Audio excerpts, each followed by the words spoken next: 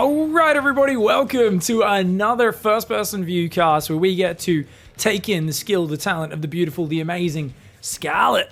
She is here. This is her first-person view from her stream, twitch.tv/ScarlettM. Check her out over there. She's been doing a lot of streams recently. And guess what? I found a Zerg versus Terran.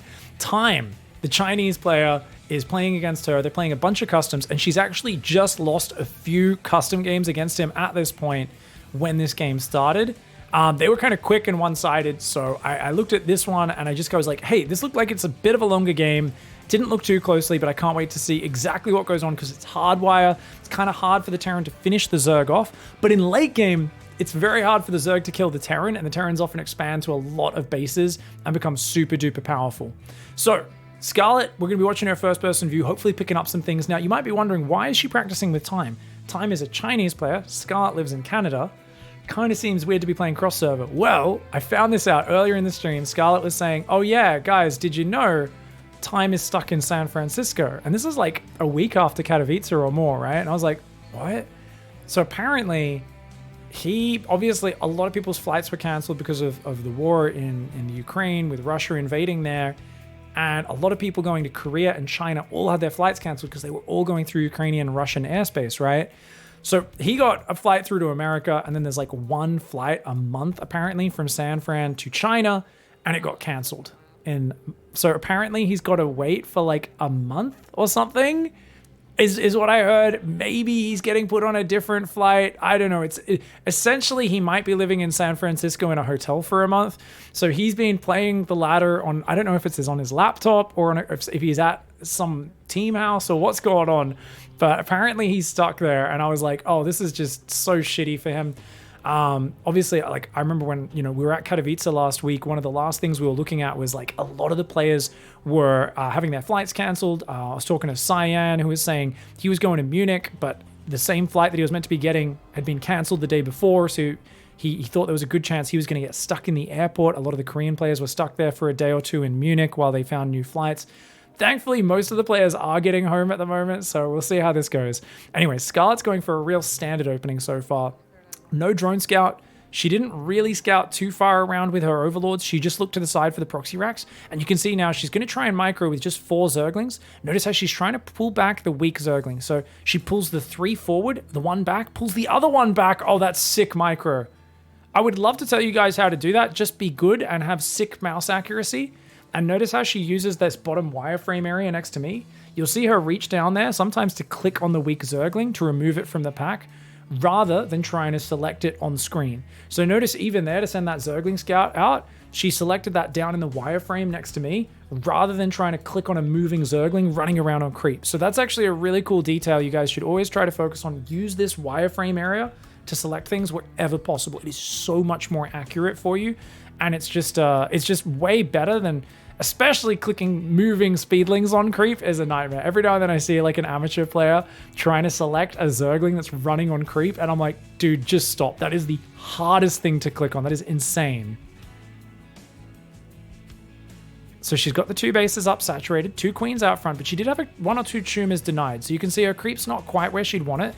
Her overlords are pushing out front. Notice she shuffled her overlords forward. That Zergling's going to go in for a scout. So she wants to see on the natural, is there a depot in the wall? And looks like the answer is yes. So that tells her there's no 3rd command center opening, which means he's gone for a quicker 2nd gas, faster tech. If it was a super quick 3rd command center, that depot would only be starting about now at 4 minutes. Instead, it started at 3 minutes 30. So she knows it's not a 3 command center opening. There's going to be some more tech, which means things like spore crawlers, preparing for, in this case, okay, it's the marine drop build. That's why the Hellions weren't very active. So she's going to have a marine drop come down, as well as a few Hellions joining up with that Reaper. Now, most players will swap the factory back onto the reactor after this, and we've actually seen Maru do this opening most commonly into mech recently.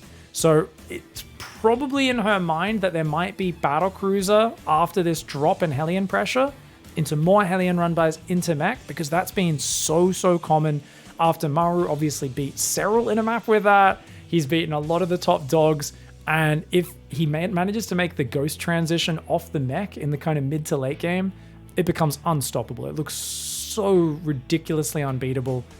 Getting there alive intact without the Zerg just overrunning you is another story though. Okay, so Scarlett, you can see she's splitting her units up. She's got some queens and a spore in the main. She's bringing her lings back to the front, but the drop comes in. Oh, she gets a surround though. Okay, that's actually really good. And she's got 2 queens and a spore in the main. So if that drop rotates into the main, it's going to take a lot of damage. And look at that. She focuses the medevac. Oh, time massively overcommitted here. This is huge. And look at that. She knows he can't get back in there to pick it up or he will lose that medevac. So she was watching. If his medevac flew back in, she would have shuffled the queens forward and targeted that medevac. So she kills all the marines, all the Hellions. And that's beautiful play by her. You could see the way she was splitting her queens up. 2 in the main, 4 of them at the front, some split for the Hellions, some for the low ground drop, and then the lings just rotated to wherever they needed to be. So beautiful handling by Scarlett, who now sees that 3rd CC timing, and she's going to immediately run drones away. She doesn't want to risk losing any extra workers. She builds a spire there. She's already lost 1 queen, though. Missing the transfuse is very rough. She's trying to go up the gases because she wants to get that spire tech, and she's running the drones away. He focuses down 1 or 2, and then she goes back to mining. The battlecruiser, though, is almost dead. If she can kill it, go, stutter step, kill. I think she could have got that if she stutter stepped earlier, but she was focusing on fixing up her saturation. She was like 1 or 2 hits from killing that BC. Oh, it's a little bit of a missed opportunity, guys. I gotta say, I feel she's probably a little annoyed because you're not expecting the Terran to make that mistake of staying that long. But if they do, you really want to take advantage. Killing the first battlecruiser is such a momentum swing. It's the same as killing 2 Archons inside a warp prism. Like, it is actually that level of just, oh, I kind of win the game now. Like, I'm meant to win the game if I get this first battlecruiser kill. But she didn't get it. On the other hand, she's got 10 drones on minerals and the workers on gas on her 4th. You can see she's still spreading creep out there. She doesn't really have a good ground squad. It's just 16 Zerglings, no Banelings, no Roaches. But she's about to build Mutas. So it doesn't matter because Mutas will defend Hellions on the ground. It'll defend the battlecruiser and any second battlecruiser, which we see. There we go. Second battlecruiser's just come out. So she's probably going to be dealing with Yamato, which means the battlecruisers will arrive, Yamato, 2 queens or Mutalisks, and then teleport home when they get low. She's got no way to counter that at this point. You're just going to lose a few units. We call it the battlecruiser tax. They invest an insane amount to get battlecruisers and Yamato out. You just accept the fact that you're going to lose a few units, right? There are situations where it's like, they invested in a crazy expensive thing. They're going to get a little bit of value out of it. There is nothing we can do about that. Okay, that battlecruiser, there we go. Kills a queen. She's got Corruptors out, but only a single Corruptor, maybe not the most efficient to fight the BC with. And it's actually only 1. Where's the second BC? That's weird that only 1 BC came in there. Because remember, the Reddit Point BC came home, didn't it? I don't think that died. So was that it? Did we repair just 1 BC? By this time, there should have been a second, maybe even a 3rd BC. May have forgotten to repair the other battlecruiser. Ooh, we've got some Hellions coming in on the left side right now. Okay, so we've got a few Roaches and Banes. The Spine Crawler's almost up, but not quite yet. Drones trying to run away. The Banelings, oh, she didn't get the best detonations on those Banes. These other ones aren't ready. Oh, she's taking some big damage here. Just this slight window where she was under-prepared, and now she's got to very quickly re-drone those units. So she's trying to send drones to the right side. Interesting, I really think she should just be re-droning that base. Second Evo on the way, Spire upgrades. These slow Banelings, not the best unit, but of course they will do massive damage if they can connect with the Hellions. She's got drones chasing Corruptors right now. She's got to fix her stuff up. Scarlett, she's reeling a little bit from the waves of pressure. But remember, she didn't take critical damage from the battlecruisers. She did deflect the Hellions. And she's got a 5th base up now as well. So she's at a point where it's going to be very hard to kill her. Because she's at 160 supply as Bane speed and Roach speed kicks in. Her Ravager Bane will be a very solid army. And oh, Cyclones. Okay, so this is actually full-on battle mech. That's a lot of Cyclone Hellion. Where is her Baneling speed? Guys, she needs to get Roaches out ASAP. Oh, she intercepts the BCs and kills one of them. And she was looking for that. She knew the battlecruisers would be coming down that right side of the map. So she runs down the right side, takes down her battlecruisers, forces the other 2 to teleport, and now she's also peeing on the base, and she keeps her 5th base alive as well, and gets a Baneling connection on the Aliens. Everything is starting to go so well, and notice the way she's continuing to get upgrades. Add more Roaches on the ground. She's got a 6th base up in the bottom. She's building spines just to help deal with any small Hellion or Cyclone pokes, and I think she just peed down that command center. Now, the Cyclones, ooh, that does hurt. You don't want to get your Corruptors gunned down by the Cyclones, so that was very expensive. She might run up there with the Roach Bane and then ferry the Corruptors home. We'll have to see.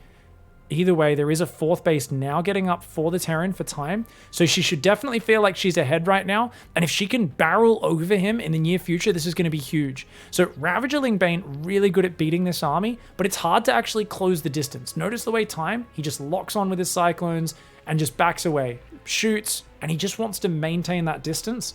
Cyclone Hellion is kind of like a long-ranged fighter, a guy with longer reach who can kind of punch you in the face. And you've got shorter little T-Rex arms as the Zerg. You can't really punch him back unless you can find a way to get in real close with him.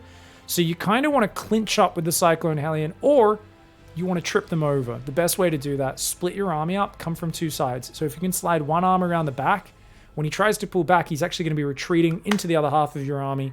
And the Cyclone Hellion is so fragile. You've got a much stockier army. It's cheaper as well. Once again, those Corruptors on the right side.